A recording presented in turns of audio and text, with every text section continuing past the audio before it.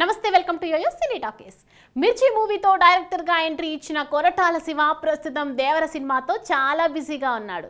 ఇక ఈ సినిమాను బ్లాక్ బస్టర్ సక్సెస్గా నిలపడం కోసం ఆయన అహర్నిశలు కష్టపడుతున్నారు. ఇక ఇదిలా ఉంటే ఈ సినిమాని సెప్టెంబర్ 27వ తేదీన ప్రేక్షకుల ముందుకు తీసుకురావడానికి సన్నాహాలు చేస్తున్నారు. ఇక ఎన్టీఆర్ కూడా ఈ సినిమాకి సంబంధించిన షూటింగ్ ఆల్మోస్ట్ పూర్తి చేశారు. ఇక అందుతున్న సమాచారం ప్రకారం ఇప్పటి వరకు షూటింగ్ జరుపుకున్న కీలకమైన సీన్స్ కి పోస్ట్ ప్రొడక్షన్ పనులను కూడా పూర్తిగా చేసే పనిలో బిజీగా కొనసాగుతున్నారట. ఇక ఈ క్రమంలోనే అనిరుద్ కూడా ఇప్పటి వరకు షూటింగ్ పూర్తి అయిపోయిన దానికి రీ రికార్డింగ్ కూడా చేశారట. అయితే బ్యాక్గ్రౌండ్ స్కోర్ అనేది కొరటాల శివ జూనియర్ ఎన్టీఆర్ ఊహించిన రేంజ్ లో అనిరుద్ ఇవ్వలేకపోతున్నారట. దానివల్ల మరోసారి బ్యాక్గ్రౌండ్ స్కోర్ మీద స్పెషల్ కేర్ తీసుకోబోతున్నట్లుగా కూడా తెలుస్తోంది.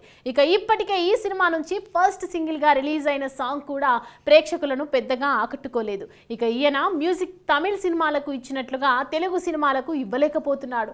తెలుగు సినిమాలను ఆయన అంత లైట్ గా ఎందుకు తీసుకుంటున్నాడు అనే అనుమానాలు కూడా వ్యక్తమవుతున్నాయి. తమిళంలో చూసుకుంటే విక్రమ్, జైలర్, లియో లాంటి సినిమాలతో ఒక ఊపు ఊపేసిన అనిరుద్ తెలుగు సినిమాకి వచ్చేసరికి మాత్రం డీలా పడిపోతున్నాడు. మరి దేవర సినిమాతో తనను తాను ఎస్టాబ్లిష్ చేసుకుంటేనే ఆయనకు తెలుగులో మరిన్ని ఆఫర్స్ అయితే వస్తాయి.